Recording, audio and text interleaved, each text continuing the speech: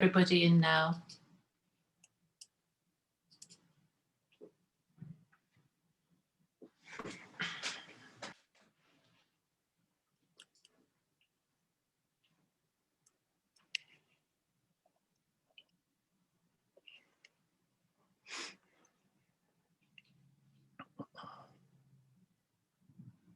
Okay. Hello, everybody. Welcome to the Green Register's CPD session on greening your office. Not quite sure how many of you were here last time for my introduction to sustainable building. So for those of you who weren't, I'm Lucy Pedler, the director of the Green Register. I have two colleagues here today. I have Seb, who's on tech support. If you have any issues with tech, you can contact Seb on the chat bubble at the bottom. Just make sure you're just emailing him directly. Hopefully you won't. And then of course we have our speaker, Brian Murphy. So this session will last approximately an hour. And you will know that what we did prior to this was that Brian sent us a list of the topics that he could cover under Greening Our Office. As you can well imagine, there's an awful lot of topics. And then you guys picked the top three. So what Brian will be doing is he'll be starting with those three topics, but inevitably some of them are linked. If there's a particular issue you would like Brian to cover when he gets to the end of those three, just pop it in the chat. I'll be monitoring the chat as we go through. And equally, if you have any questions for Brian, put it in the chat, make sure it's to everybody. And I will pose those questions to Brian as we go through every 10 minutes or so. But don't feel shy about putting the questions in. Brian's a walking encyclopedia, so if you can't answer the question, he'll know where to look. So I'm very pleased to introduce Brian Murphy. Brian has been probably one of our longest standing members of the Green Register, starting 21 years ago. Brian was the creator of GreenSpec, which was an alternative to NBS as specification clauses using green buildings. He's moved on to the Green Building Calculator and the Green Building Encyclopedia. You can see both of those logos at the top. Brian's presented for us for years now on various aspects of sustainable building. So I'll hand you over to Brian. If there's anything else you'd like to say about yourself, Brian, do go ahead. Yeah, thank you very much, Lucy. Yeah, I've had 20 years of working with Green Register, so it's been fantastic 20 years. Amazing the amount of stuff that we've managed to do. So greening your office. I've kind of focused on the post-COVID issue because when COVID started happening, I thought, well, this isn't really an issue for architects and designers. But as we progressed into it, it became more and more obvious that there was an awful lot more that we need to be worried about and need to address. And so now we're moving from the remote working to returning to the office. It becomes an even bigger issue. Working at home is still an issue for the practice, and you'll learn why. So on Green Building Encyclopedia website, this presentation is already posted, but I will replace it by the end of today with any additional feedback and questions that we've come up with during the day. And you know, there's versions of the file, older versions, newer versions, PDFs for printing, for handouts, for whatever.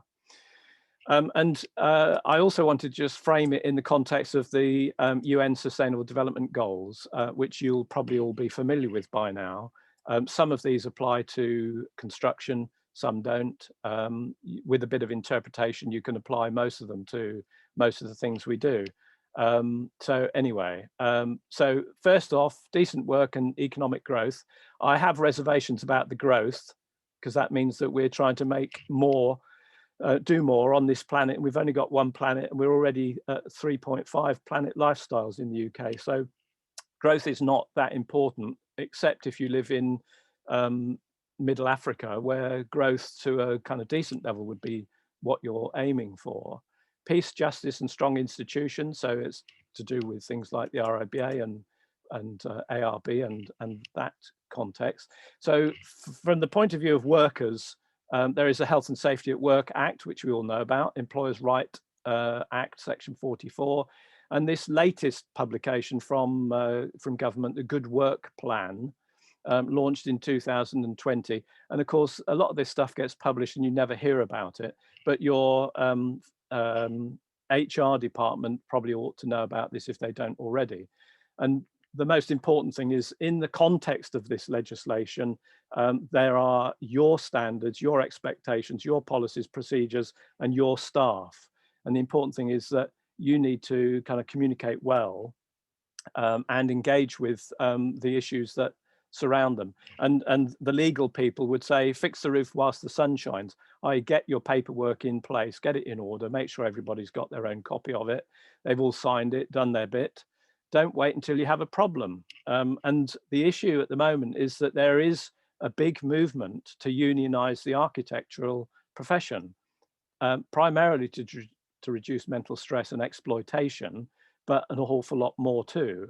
And ACAN, the Architects Climate Action Network, have joined in their campaign to stop overtime exploitation. And the ambition between those is to get the RIBA and ARB to expect no unpaid overtime, and for practices to be reporting on it, and not just reporting, but actually making efforts to eradicate it. And both of those campaigns are looking at the education system too. And now we've got the Architecture Social website where everyone's talking to each other, comparing notes.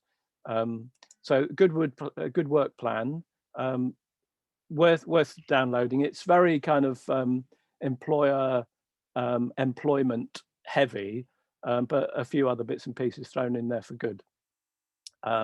So good health and well-being is another big issue. The COVID issue has kind of changed recently in the last few days. CDC in America did not accept that aerosol transmissions existed until October 2020. And then the World Health Organization has just updated its website without letting anyone know. It just did it quietly, that now they accept that it's not just transmissions from respiratory droplets, but it's also the respiratory droplets and the aerosols. And the aerosols can float about in the air in poorly ventilated and or crowded indoor settings. And the aerosols can remain suspended and travel quite long distances if there's enough wind or air movement. So potentially it's safer to be outdoors, or perhaps at home where everyone is currently working, and make sure that those indoor spaces are well ventilated with air filtration as necessary. No recirculating of air, and only heat recovery. And the important thing there is you have to get to know your ventilation systems. When you move back into the offices, if that's an interesting, isn't it? If we ever go back to working in offices, you really do need to know how your ventilation system's working. And I suspect that when a lot of buildings have had their ventilation systems turned off for quite a while, I think there's quite a fair bit of mold developing in various places. So the whole place is going to have to be thoroughly cleaned, and the ventilation systems possibly changed, modified, improved. Okay, so opening windows if it's practical, but spring is here, so it's almost comfortable. Summer's coming, it'll get better. But once summer's arrived, then we're going to have overheating issues and traffic noise. So, you're going to have challenges, whatever happens. And I'm shouting my head off talking to you now. We have to stop shouting, stop singing, and stop those high energy impact sports in close proximity, because it's the spit that comes out of your mouth, plus the aerosols that come out of your lungs, that are going to be transmitting all the bugs. So 2 meter separation is probably not enough over longer periods indoors because of the aerosols. Wearing masks all the time, ignore the distance rule, just wear them all the time. Pay more attention to face fit. This is the important thing. The masks that come down over your face, but only kind of screen you from spit, the aerosols can get around the back. So you have to think about having the right technology on hand. And then the super spreading events occur predominantly indoors. That's been confirmed by databases of cases. And Ireland recently reported this 0.1% of cases traced to outdoor transmission. So working outdoors, great, but not easily, not practical. And then the erecting of those hard barriers between people indoors may not be as effective as you'd like them to be, because not the droplets, the aerosols are going to fly around and get everywhere. So challenging times. And there's a link to an article in the New York Times. So be cautious, but it is a very detailed report, and goes into a kind of history of the learnings of how problems transfer from people to people. So good health and well-being, and the important thing here is we mentioned about policies and all the rest of it earlier on. We have to remind staff of the health and safety, health and welfare measures that are already in place. Otherwise, there's always a risk that they are completely unaware of it and start complaining about things that actually they're not an issue. You know, just make sure, you know, especially when people are kind of joining the practice, make sure that they have all of their health and welfare documentation handed to them, or a kind of induction process. Obviously, we can deal with buildings, making them healthier by healthy building materials, making sure we've got good air, indoor air quality, good ventilation, no recycling, get to know your ventilation systems, get them fixed if they're a problem. And then things like overheating, which happens in kitchens. This was previously presented to the railway sector, where we were talking about the overheating in kitchens on trains. You can imagine how horrible they are. Good, healthy interior finishes and furniture specifications. And that's understanding the nature of the materials, the off-gassing, the VOCs, the glues, the formaldehydes, making sure that you're minimizing those as much as you can. Obviously, if your furniture's already there and it's been there for a long time, maybe those have kind of started to diminish. But it's probably worth doing some indoor air quality monitoring, testing to kind of see the state of play. Good lighting quality, task lighting, and another important topic that's becoming very popular at the moment, and they've just been running some seminars on it, is lighting nutrition. Only 20 years ago, we discovered that the other cylinders inside the retina, which, you know, there are two types of cells in the retina, that we understood what some of them did and we didn't know what the rest did. Only 20 years ago, we discovered that they're about having the right amount of daylight, and so there's a lot of learning going on and a lot of disseminating on the whole business about lighting nutrition. We need good lighting as much as we need good food in order to keep well. Limit sunlight glare, limit sunlight overheating. You know, if you've got a glazed facade, 100% glazed facade, and you've got somebody working in that corner, they can't escape from it. They've got that one space, they're stuck with it. And these things cause all kinds of problems like migraines, stress on the eyes. Maintaining good daylight and provide good views as necessary, and remind people that they are allowed to get up and walk around and get, you know, that sort of stretch your eyes, relax your eye muscles at 20-minute intervals, ideally. Monitor clarity, glare-free, reflection-free, color saturation. So, you know, computer monitors, making sure that they're good. I used to work in a practice where there's one guy who used to suffer horrendously from bad monitor and glare and the likes. And he actually ended up building a cardboard box around the monitor in order for him to be able to see it without stressing his eyes, which is all a bit comical for most of us, but not very much for him. Stress-free work, biophilia is a good topic, which you're all addressing anyway. Making sure your interiors are full of kind of natural things, either natural things, natural smells, or looks out at natural things outside. Work-life balance, and I kind of mentioned this one to many audiences. Conran, when he was alive, but within his practice, Conran expected the office to be empty at 5:30. He expected you to go away and have a rich and fulfilling, well-rounded life and remain a productive member of staff. He didn't want people doing long hours and not getting that kind of rich life, which meant that they were all very good people for him to be employing. Stress-free working week, expect staff to follow the 37.5 hours or whatever it might be and no more. Optional and welcome overtime and offer time off in lieu. These are parts of the ACAN campaign. Better time management by project leaders in order to make sure that overtime is not one of those essential ingredients of an architectural practice. So the RIBA are being challenged to make this a mandatory and reported part of architectural practices. And the other quite nice thing is that insurance policies that might be provided by the practice are encouraging health and well-being. So it's things like recreational engagement, walking, running or cycling to work, avoiding the use of lifts. Conran used to say it would be a 20 pence lift ride for you to go from the entrance to the office. Every person that uses the lift, it would be costing him 20 pence. So he encouraged everyone to use the stairs, going up or going down. And also insurance are encouraging smoking cessation in order to kind of help people to get their lives in order and get their health in order. And even reduction in alcoholism.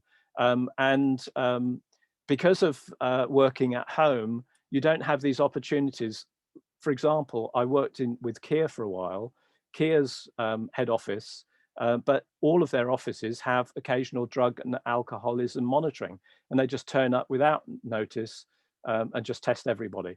So they're looking for people who are kind of having those recreational drugs in the evenings and having potentially lower performance in the office.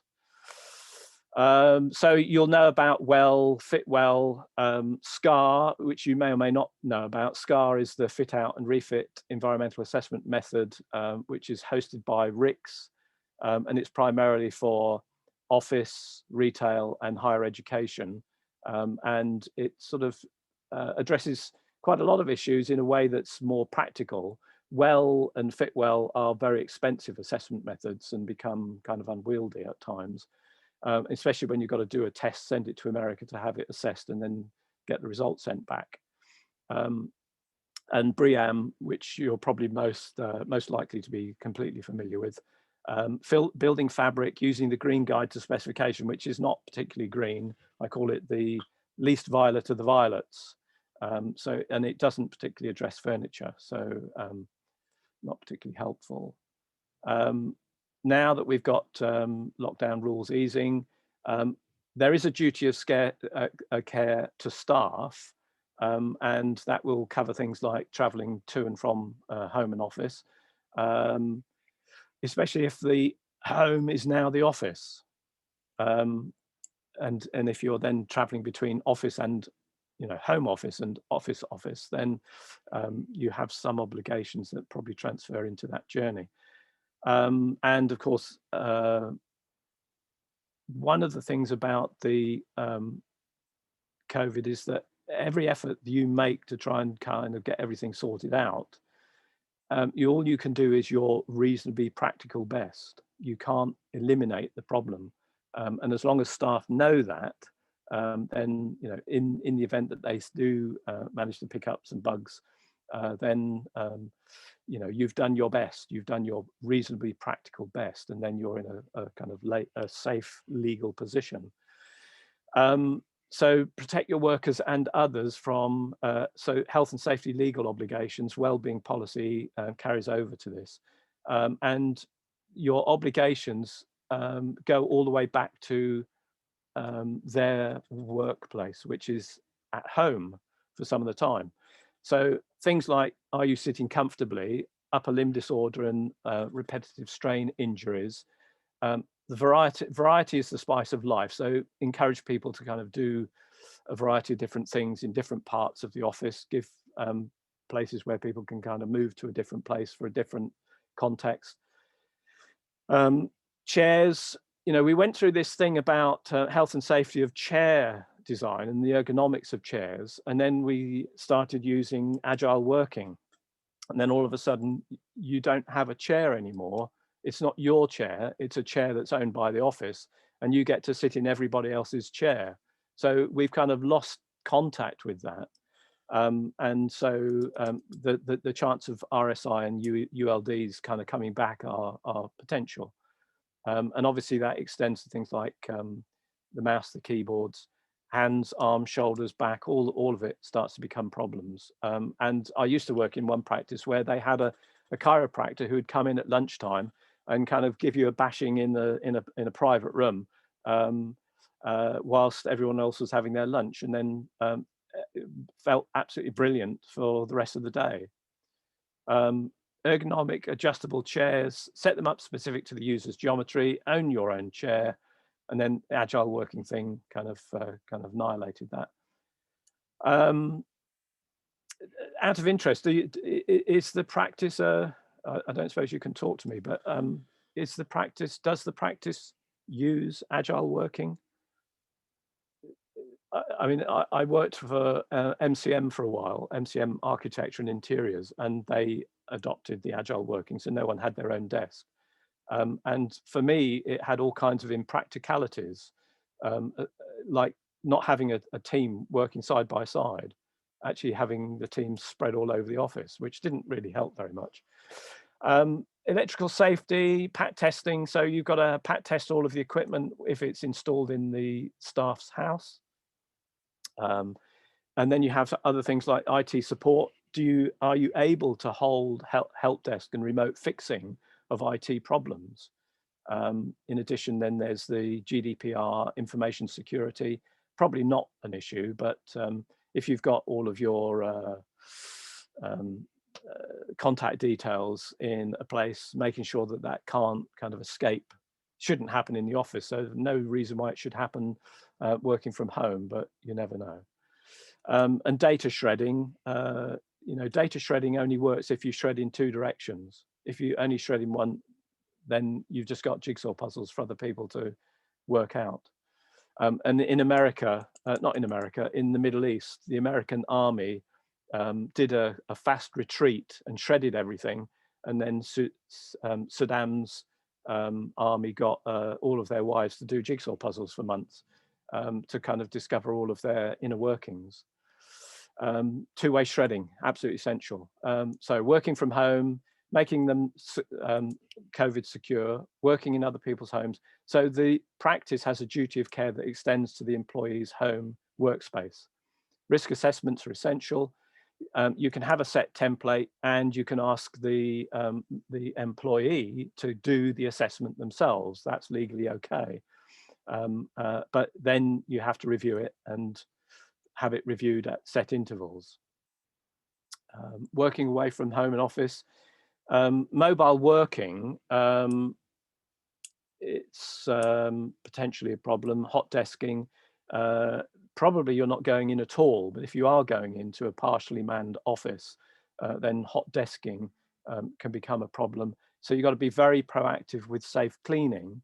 And lone working, usual problems, safety, especially with surveys, mental stress, people working at home on their own, potentially having kind of mental breakdowns, overworked, unsupported, no one to help, no one to supervise, no one for guidance, unless they're on the phone, unless they're kind of phoning in and trying to get guidance from somebody else. And then occupational traveling, driving, insurance on their vehicles if they're traveling from home to places of sites, clients, or whatever it might be.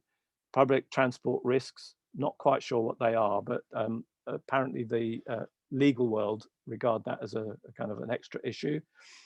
And manual handling, if people are having to take survey equipment with them in order to do surveys, then there's a kind of manual handling issue to concern yourself with.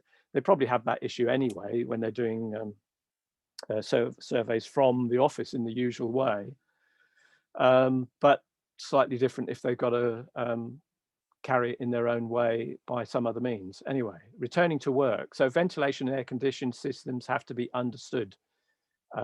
Probably need to have a relook at those O&M manuals and just discover just how bad they are, how uninformative they are. Look for as-built system data, whether it's in BIM or some other thing. There may be a performance gap issue that you need to worry about. Having the appropriate filters in your ventilation systems, making sure that they are proactively cleaned, stick them in your diary. You know, we've got smartphones, we can use smartphones to make sure that we're reminded that certain things need to be done at certain times. Otherwise, we get loss of performance through blocked filters, increased noise, reduced recirculation air, reduce the removal of, remove the aerosols from the air, prevention of aerosols falling on surfaces, and closing off most mothballed areas if they're incompatible with COVID. Lucy, you did ask me to remind you to ask if there are any questions at any point. Yeah, thanks very much, Brian. Everybody's being very attentive of what you're saying, and no questions yet. Thank you. Wonderful. Okay. And obviously, then coming back to the office, if there are any symptoms whatsoever, then self-isolation is absolutely critical. Vaccine passports will possibly become the norm. I remember when I had my first jab, I was given a little like a credit card size reference with the COVID vaccination identity. If you get a second one of your second jab, then effectively you've got your passport. It isn't the legitimate passport, but it is a passport of sorts. Social distancing, obviously keep the 2 meter thing going, spacing furniture and chairs, screening for close proximity, that's droplet protection, not aerosol protection.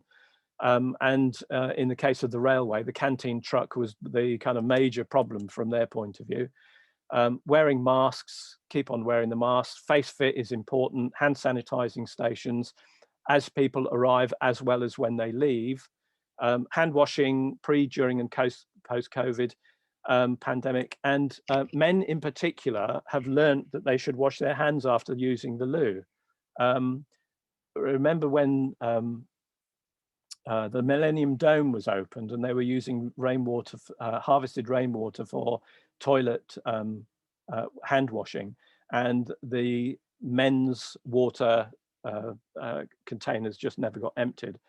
And of course, the other important thing was that during this pandemic, almost all of flu has disappeared because everyone has started washing their hands to deal with COVID. The flu issue almost disappeared, which is quite amazing that, you know, flu can be so kind of pervasive, and yet it only needs hand washing in order to kind of solve the problem. Okay, clean water and sanitation, good health and well-being, COVID secure. So recognizing its importance. I think that there's a whole chunk of text that's disappeared. Yeah, so this is about visiting office reception areas.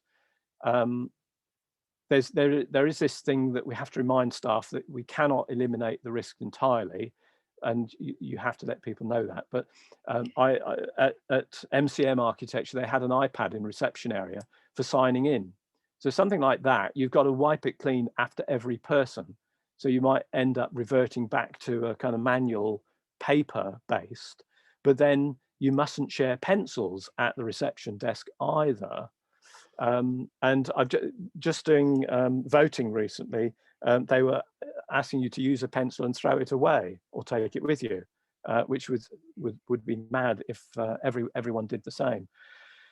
So ban agile working, chair table ergonomics in particular. Now we've got COVID, staggered working and visiting hours, staff care if people are coming in early or arriving late, making sure that they're safe on their way in and on their way home.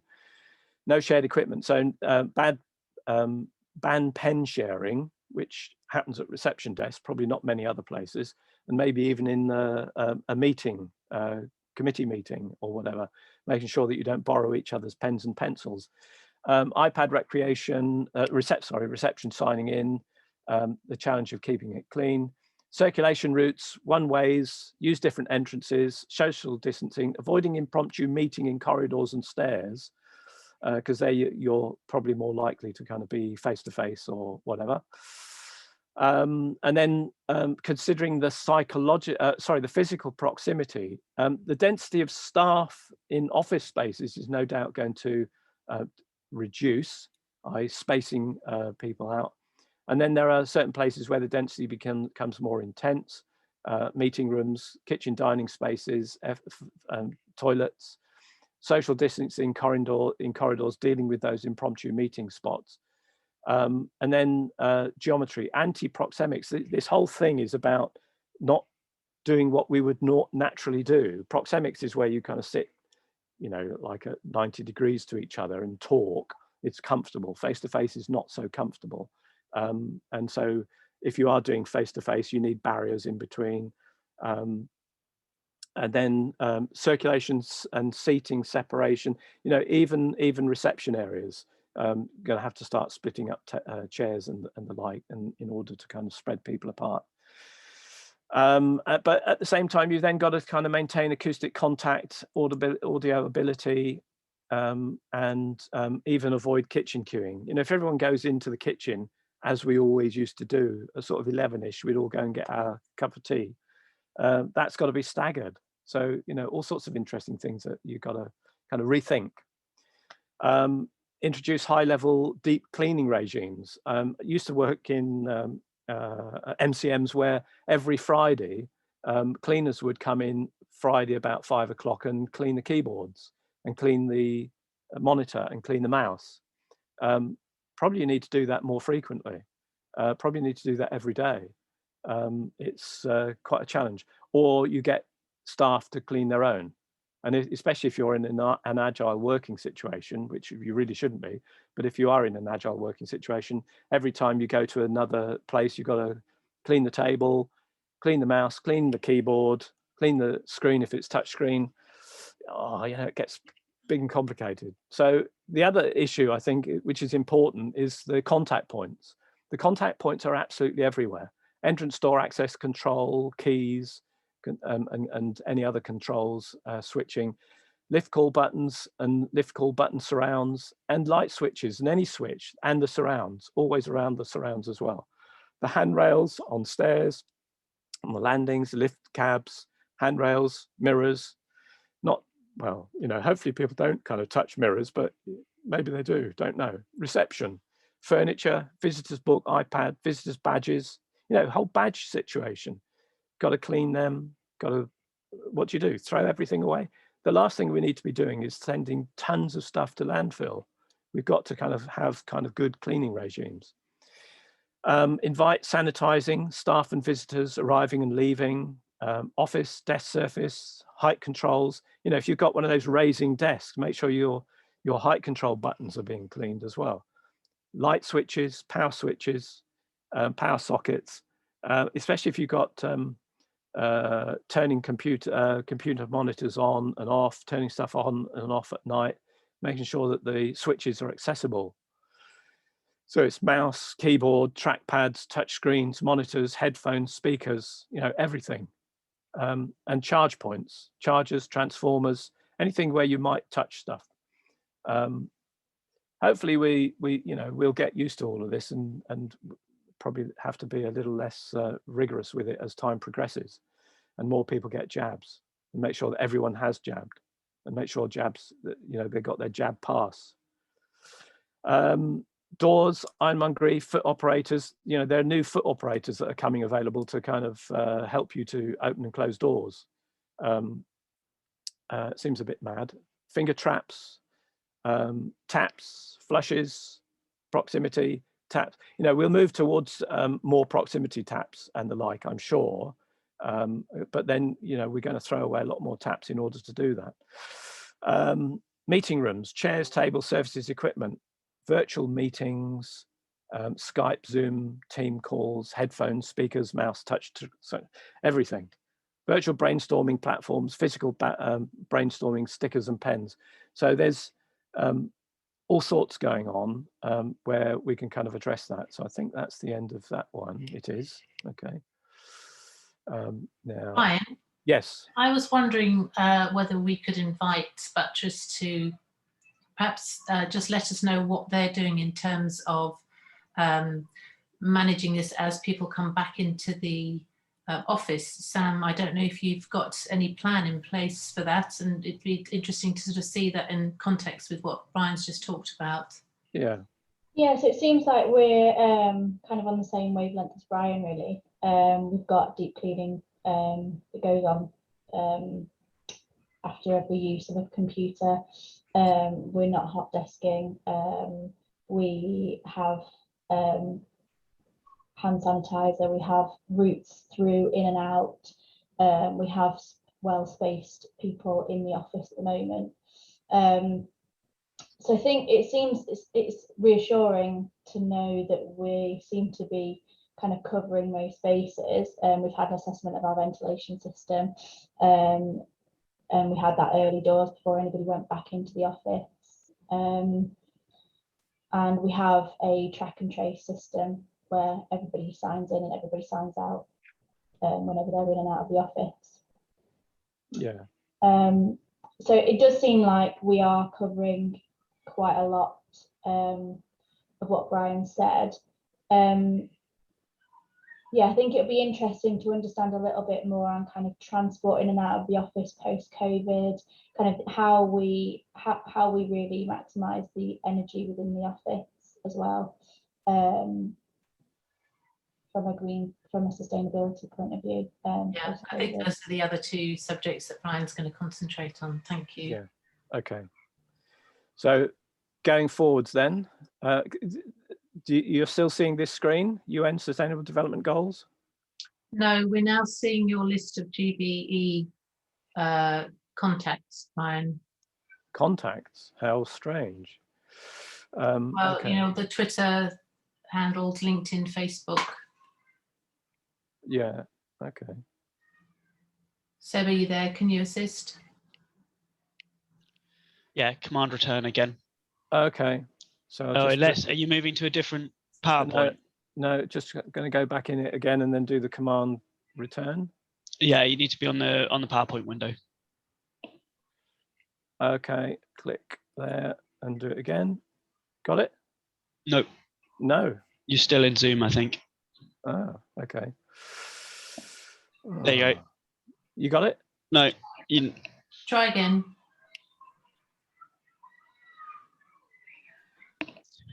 When you're is it your second monitor you've got the PowerPoint up on?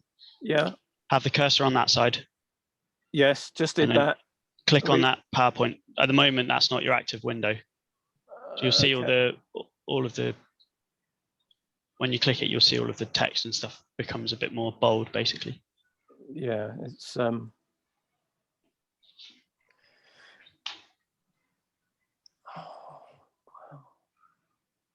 try this again. There you go. Now it's active. It is? Okay. Yeah. So command return. Very good. No, I'm in the wrong PowerPoint now. You're at this right. Sorry about this, folks. I'm going to put this away. That helps, I hope. Right.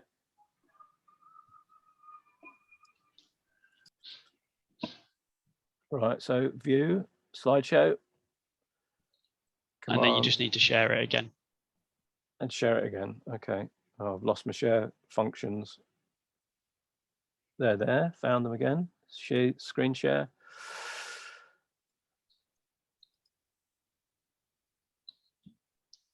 That's the one, yeah. Greening the office. Right, is it working? And then you just command return. Don't want to play. Yeah. There you go. Yeah. Making changes? Yeah. Okay. Right, so just want to go back and make sure I am where I should be. I don't think I am. There you are. Okay, so transport. Okay, so in the context of the UN Sustainable Development Goals, I've added transport to infrastructure. I'm guessing that is where it should be, but it might also be in sustainable cities and communities.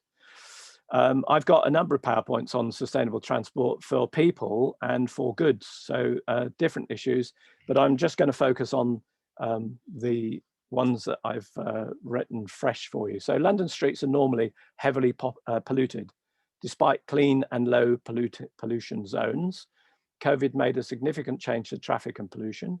Buses and bikes could move more easily. And of course, just occasionally, there are some really good places, like in Southwark, the main road that comes back to Southwark, one of the bridges across the Thames, it is just about buses and bikes only.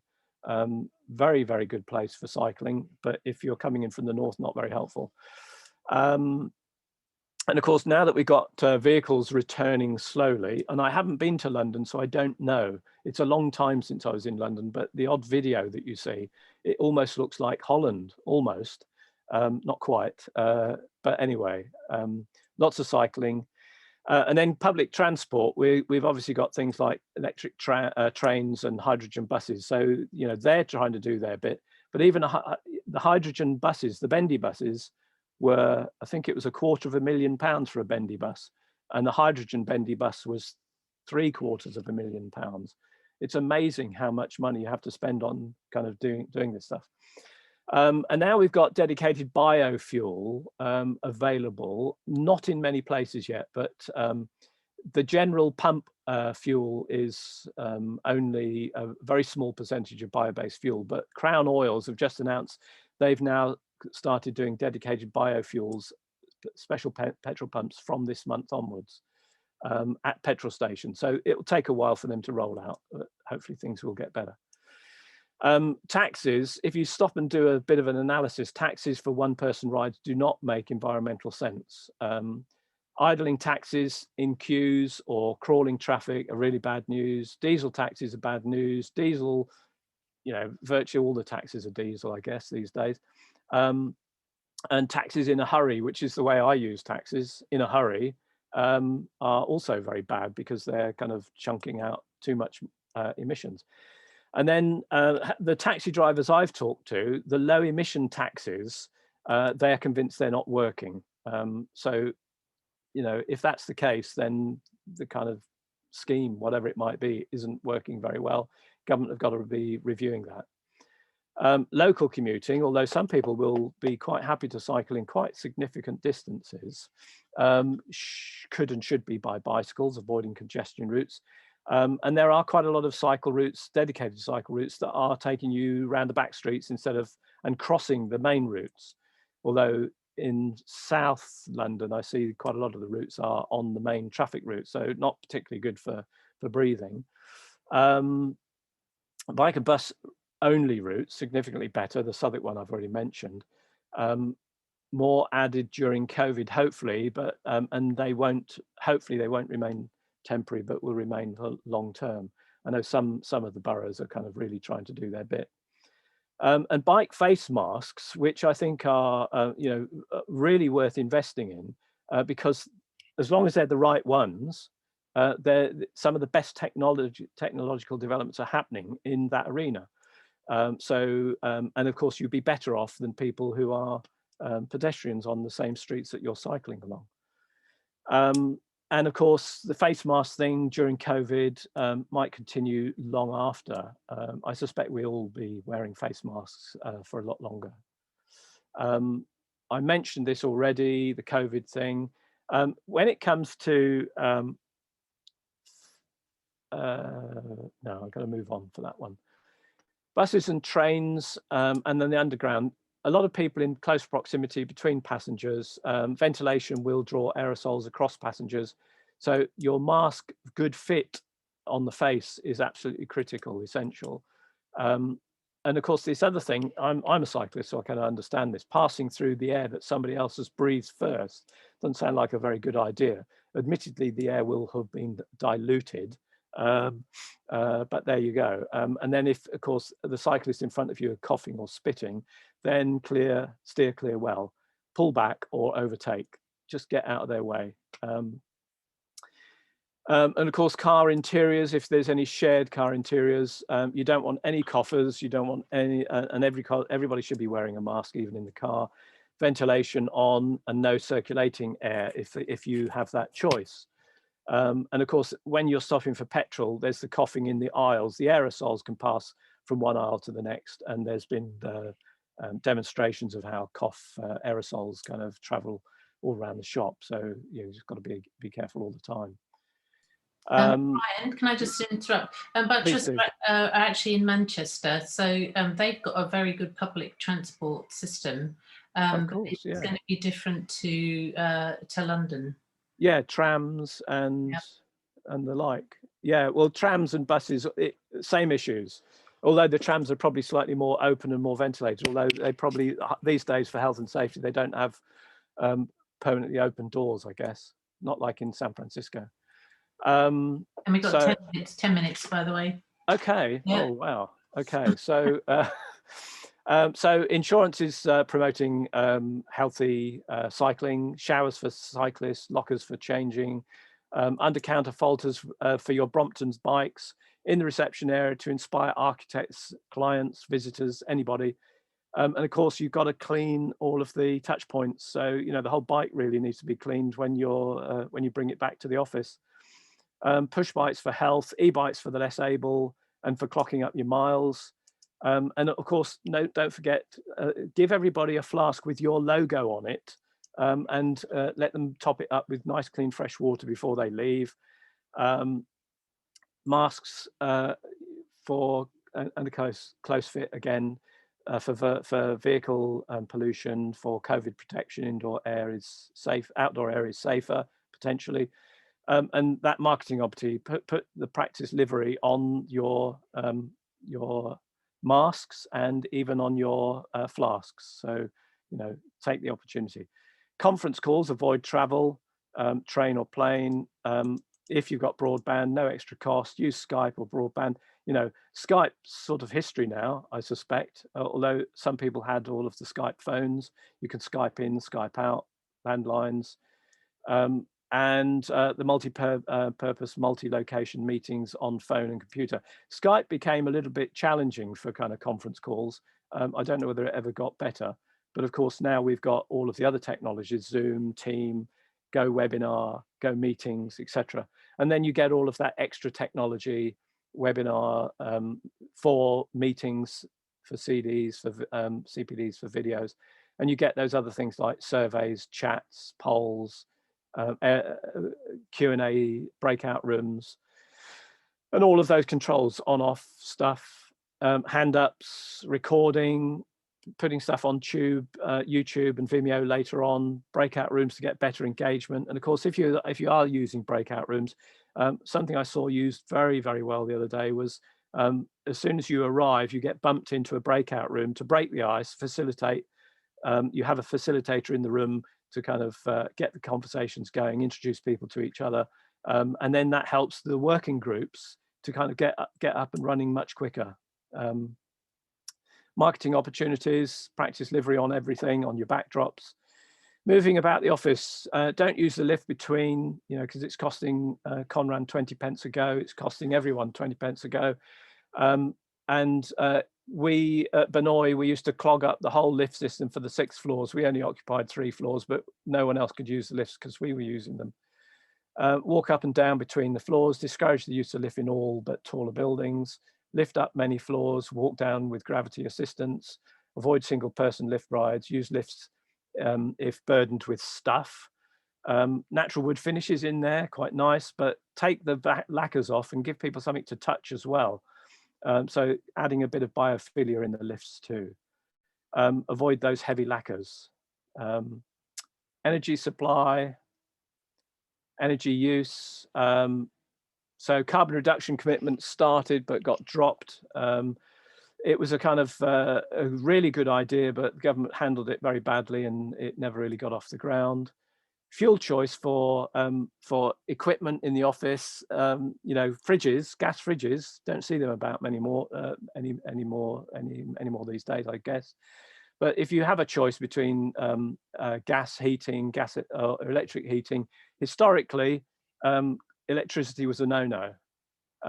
But today, it's almost gas and electricity almost on a par because we've got such a significant amount of green energy going into the mains. and being delivered. And of course, you can always buy your green tariff, which ensures 100% energy goes in for you, and then you take out energy which has had its, which has now got blended with all of the kind of non-renewable, but you've paid for the green stuff going in.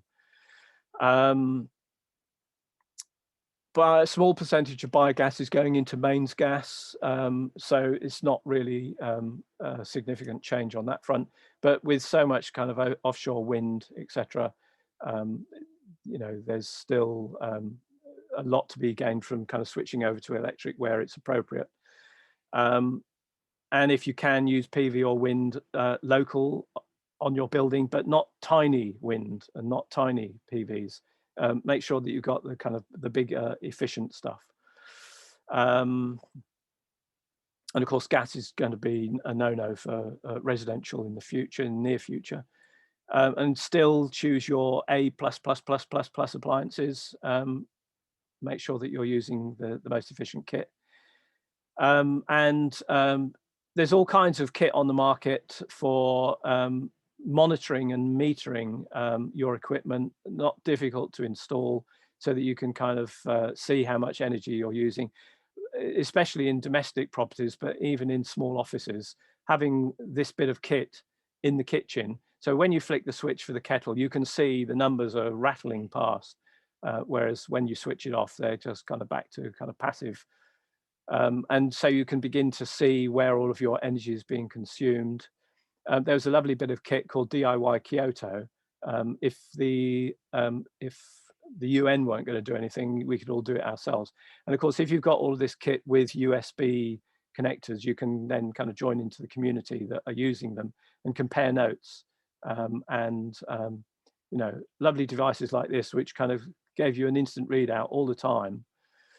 And loads of other monitors and metering available in the market, and even whole building, whole office controlling. Chargers, transformers, low voltage circuits. We need to kind of get all of this stuff under control. We end up, you know, with this sort of equipment, where there's little heat generators, especially in summer. We don't need little heat generators all over the place. If we could put everything onto low voltage circuits, straight from your photovoltaics instead of going through the inverter, and then you can kind of make the most of what you're taking from the sun and use it directly. And we've got to move away from this unswitched stuff to, you know, and this is my cobbled up working with the same 6 plug adapters with switches, so that I can turn on and off every single component. But at Construction Resources, where Lucy started out in the green world, they used to have switches under the counter, so all the power points could be turned off from the counter, which was a very intelligent approach to it. We need to kind of rationalize and put all of our plugs and the like into some kind of hierarchy and get them under control. Used to be some good websites. Some of them are disappearing. Enhanced technology lists, so you can switch to better equipment that is accredited by an independent assessor. But the energy technology list used to be connected with the enhanced capital allowance, but now enhanced capital allowance had disappeared because it never worked really, because the paperwork was so complicated. People didn't bother doing it, but the kit still works and it's still worth switching over. Energy efficiency in kits, but there is this reservation that questionable nutritional health value of microwaved food.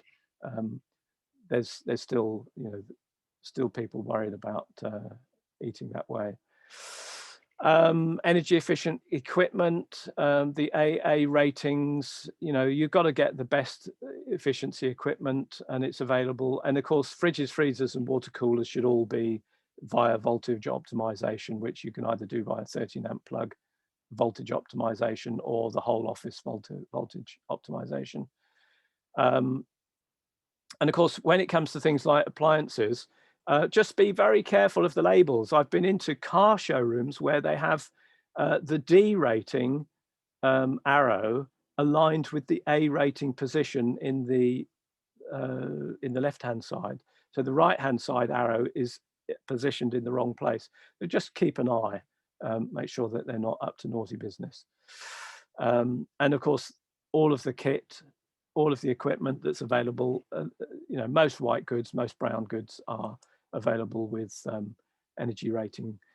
Used to be some good websites.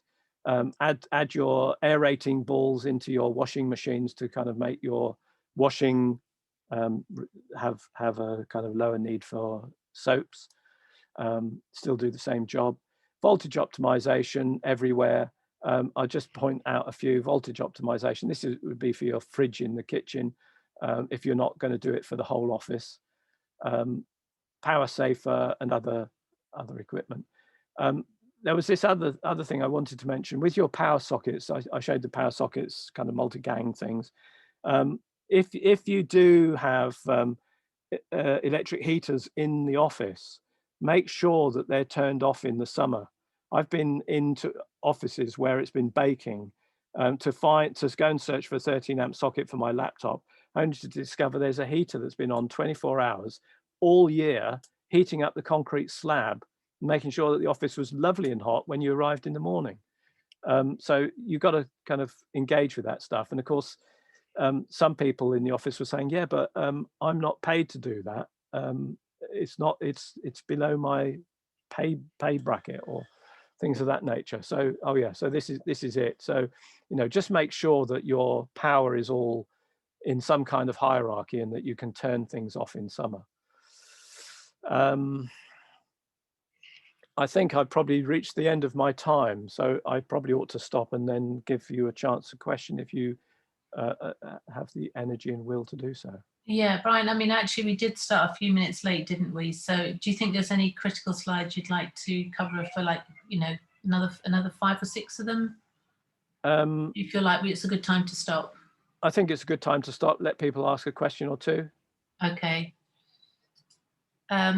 So much like my presentation on the 19th of April, we've stunned everybody into silence. Yes. But if anybody has any questions for Brian that they just want to unmute themselves now, you know, you're a small enough group and you're all from the same organisation, please just ask Brian now.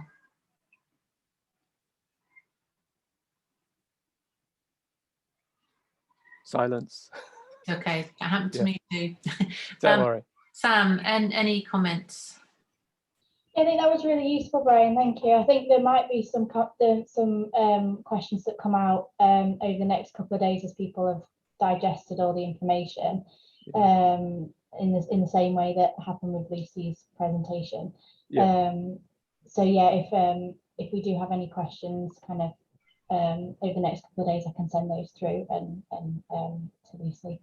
Yes. Fine, are you happy for me to send Sam your direct email address rather than going through me? Yeah, of course, absolutely. And what I will do, Sam, is that when any questions come up, I'll point you at specific PowerPoints. I've written 1,000 PowerPoints on sustainability. So some of them are on my website, some of them are not. And so anyone that kind of addresses your issue, then I can ping you it across or give you a link. Brilliant. That's great. Thanks, Brian. Pleasure.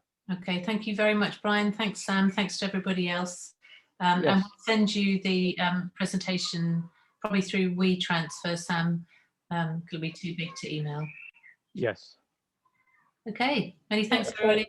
Okay, Bye-bye. thank you. Bye-bye. Thanks.